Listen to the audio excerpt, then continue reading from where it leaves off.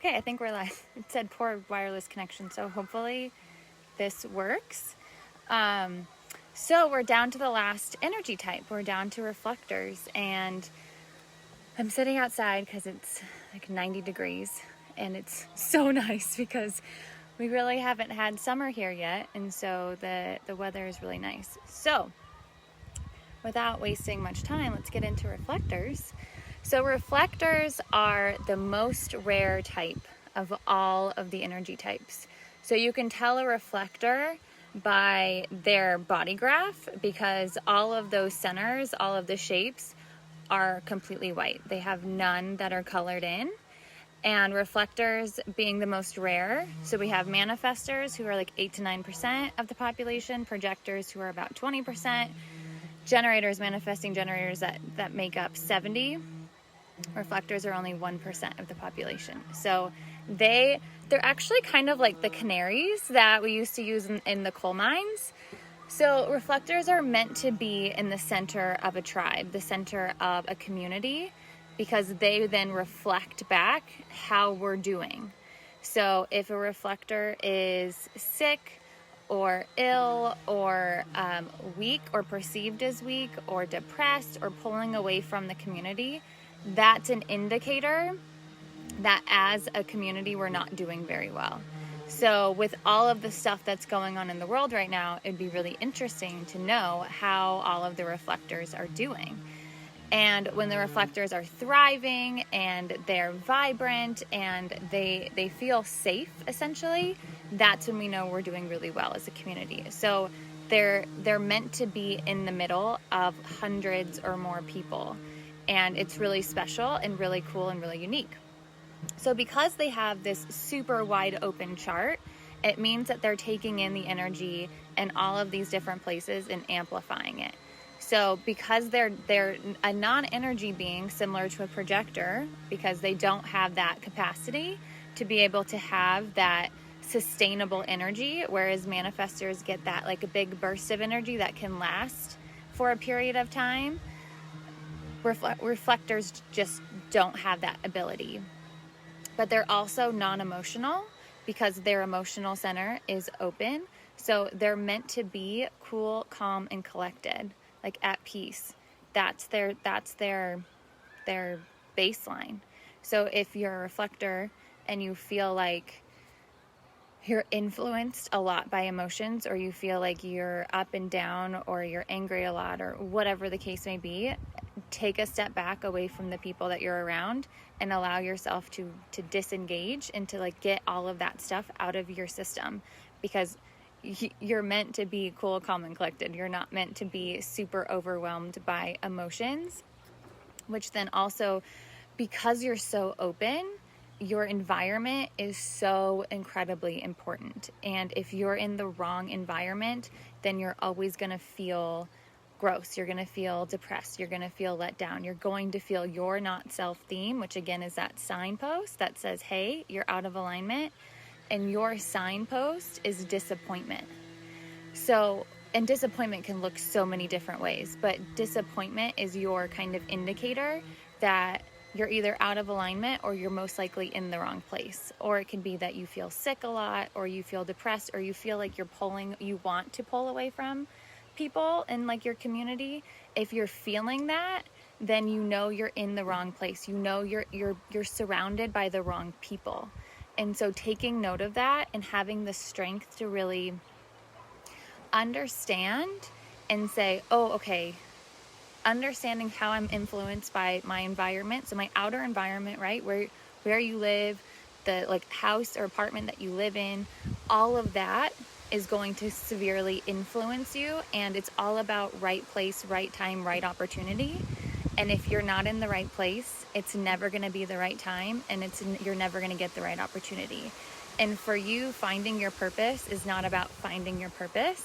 It's really about living moment by moment, because if you're living moment by moment in the right place, then it's the right time and you're getting those right opportunities, which is leading you down your path, which is your purpose.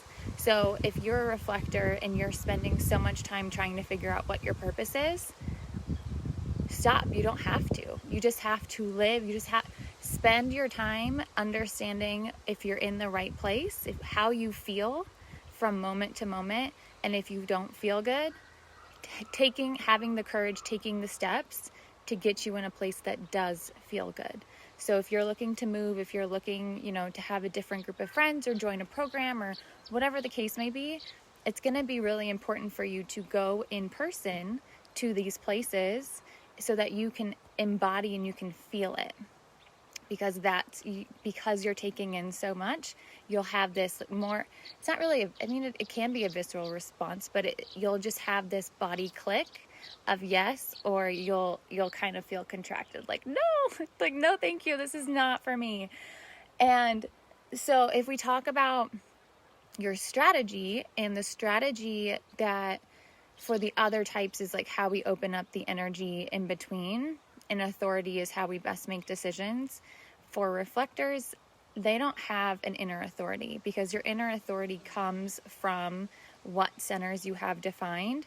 So instead of their strategy being how they best interact energetically, it's really how they best make decisions. So for a reflector, it's all about having and waiting a 28-day lunar cycle, because reflectors are lunar beings, whereas all the other types are solar beings. So if you have any centers that have color in them, it means that's where like the sun essentially is shining into your chart. And because reflectors don't have any defined centers, the sun is not shining into their chart. So if you're a reflector, you may find that you resonate or you relate more to the moon than you do to the sun. And so for you, it's really important for you to wait this 28-day cycle before you make these big life decisions. So within a 28-day cycle, you'll find that you have kind of like a theme, or something that kind of you have like a mini episode to your life that happens within this 28-day cycle. So for the rest of us, we tend to have this more like a theme.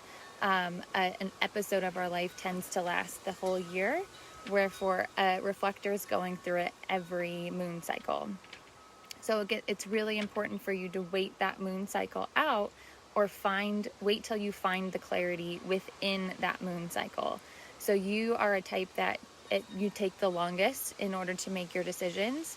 And so in a world that we live in, that's all about like making quick decisions. Like you have to decide right now, the doors are closing, or you only have this much time to make a decision if you want this deal, and da-da-da-da-da. Those probably aren't going to be the right opportunities for you. And the people that allow you the time and space to have those 28 days, to have the time that you need in order to make the decisions. And again, these are the bigger decisions. This isn't like, where am I going to go to dinner? Because then you just wouldn't go to dinner. But it's all about allowing yourself this time and space, and then waiting for that clarity to come. And if the clarity doesn't come, then it's waiting another cycle, essentially, until you get to the clarity, and the clarity does come. So it just depends on you and whatever the thing is, and potentially getting on divine timing that will get you to the clarity that you're looking for in order to make the best decision possible. So we talked about the not self of being disappointment, and the signature of a reflector is surprise. So because a reflector is so open, they are meant to be essentially a different person all of the time. They are the ultimate chameleon of all of us. And why environment and people are so important that they're surrounding themselves with is having that safe environment for them, so that they feel like they can be whoever they want to be, or whoever they feel like being each day. So they are the type that, like, if you saw two reflectors, they probably are just so different. Where when you look at some of the other types, it can be a lot easier. I typecast people all the time, and I have a hair in my mouth. And like when I'm talking to somebody, I'm like, oh yeah, they're probably a generator. I bet they're a projector. Maybe they're a manifestor, whatever. But where reflectors can really, they can be anything. It's endless, because they're just so open, and they're meant to be different people all of the time. So they want to have this variety. They want to have this like surprise and delight to life. And when they don't have that, that's where the disappointment comes in. So that is a reflector in kind of a nutshell. Again, they're kind of like the canary, right? So the canary, when the canary voices, that means there's something wrong. When a reflector pulls away from the community, when a reflector is ill or sick or disappointed, that's when we can see, okay, as a society, as a community, we're probably not doing very well, and there's something that we need to look at there. So hopefully that's helpful, and I hope everybody's enjoying their Friday, and I will talk to you guys later.